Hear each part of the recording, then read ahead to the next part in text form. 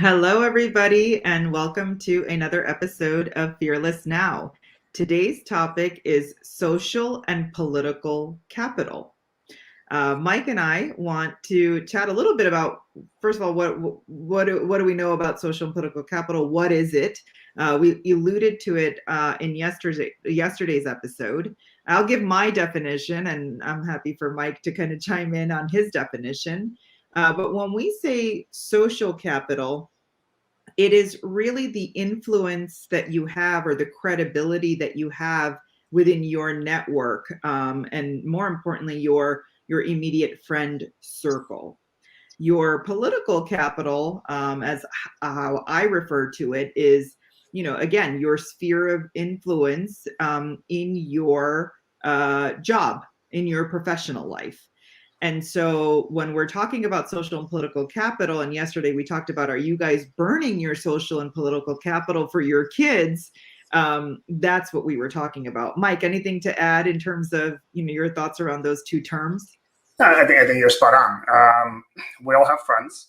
We all have colleagues, right? So to me, that those terms like social capital is that if I have a child or a teenager around me, which I've had a couple of nieces and nephews, and when I was thinking about asking friends or coworkers for an internship opportunity, I don't want to be asking too much, because then that's burning that capital, burning that relationship with those people. Because like, how many resumes and how many favors can I ask for, right? So I'll probably be reserving that for my kids versus my nephews and nieces, not to overburden my social circle and political in the context of colleagues.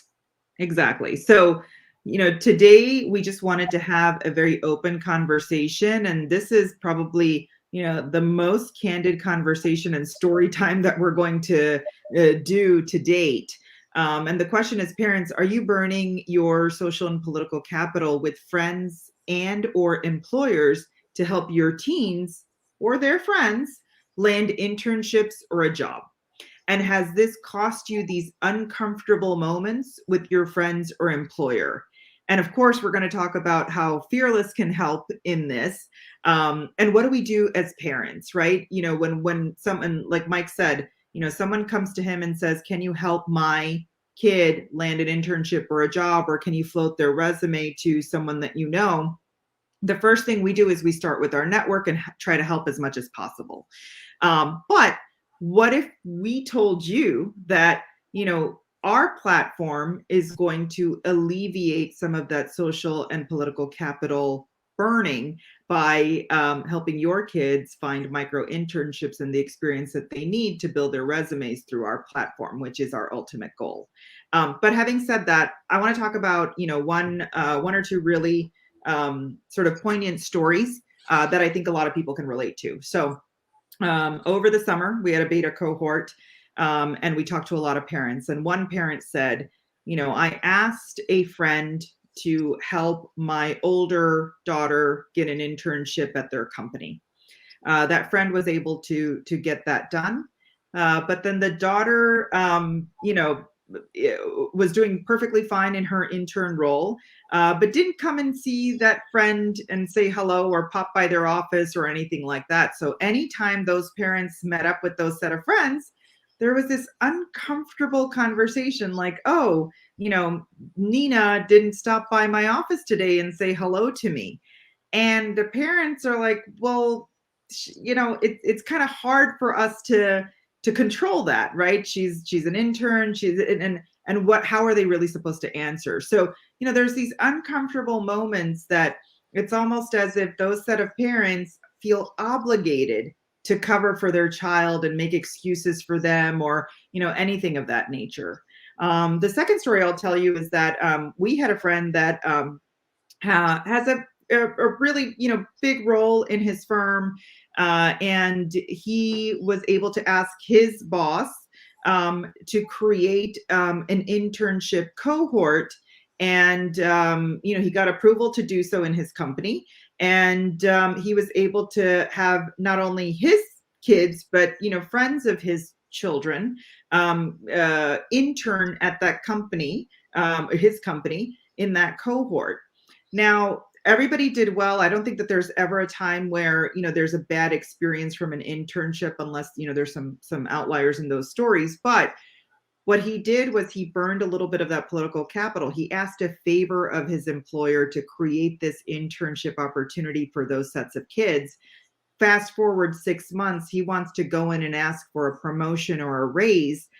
And he almost feels a little uncomfortable asking for that promotion, asking for that raise, because he feels the employer already did him one favor. And now it's kind of striking this balance. So parents, and for those of you that can relate to these stories, we'd love to hear from you and kind of the challenges that you're also encountering by helping a friend's kids or your own children or anything of that nature. Mike, I know you have a couple of stories as well to share. So in addition to stories, like I just want to continue on that thought. We think and we communicate a lot in the context of psychology. So there's something about our psychology that prevents us, not always prevents us, but like most of us are very cautious of how many times we ask for favors, even of close friends, which to me is surprising, but somehow that's the reality. Most people are not very good at asking for help, and maybe that's how the society that we live in. So that's one aspect of it. The other one is that we are very fortunate to have a circle of friends where we can go and ask, are there internship opportunities, or let's create internship opportunities, or we are the business owners where we can create them ourselves. That's not the reality for most people. Yeah. And with Fearless's mission to also assist not just the teenagers of our friends, but all of the teenagers, including the underserved, where they cannot go to their boss and ask for an internship opportunity. The idea is that the Fearless platform will be providing that association, that ability to go and look for internships, and for that teenager to use their accomplishments in volunteering, school grades, whatever that might be, as well as the education that they will be getting on our platform, in order to apply for appropriate internships to explore the industry. Yeah, and this alleviates a lot of the pressure from parents and their networks and their, employers, as we want to create those connections and opportunities on a platform that is unbiased. You don't get into these obligatory conversations that this quid pro quo type of situations. And those are the things that we think is going to help the next generation from not only just sort of a democratizing access, but, a meritocracy based, opportunity set. But then also alleviating a lot of the pressures from the parents, because we know at some stage these conversations are happening in the house. What is Joey or Susie going to be doing in the summer, or what are they doing during the school year in order to help their resume? Can I ask others to kind of help out and give us ideas? So for us, there's two asks. One, we'd love to hear the conversations that you're having around, internships and jobs in your home. And secondly, we're happy to do a little bit of crowdsourcing around opportunities that you might be able to offer up, and for us to make those matches for our cohort. So, we'd love to keep the conversation going, but this was something that I think quite candidly has been a pain point for a lot of families out there. And we're hoping to alleviate that pain point, as we call it, the Tylenol, the Tylenol to your pain. And it's also like, so it's the eliminating those awkward conversations, or introducing an opportunity to have those conversations and have the internship as an option. Yeah. Because for a lot of families, that's not. So when I would imagine when we were growing up, and I'll speak for my family, they did not have a network of friends that they could go and ask for an internship for Mike.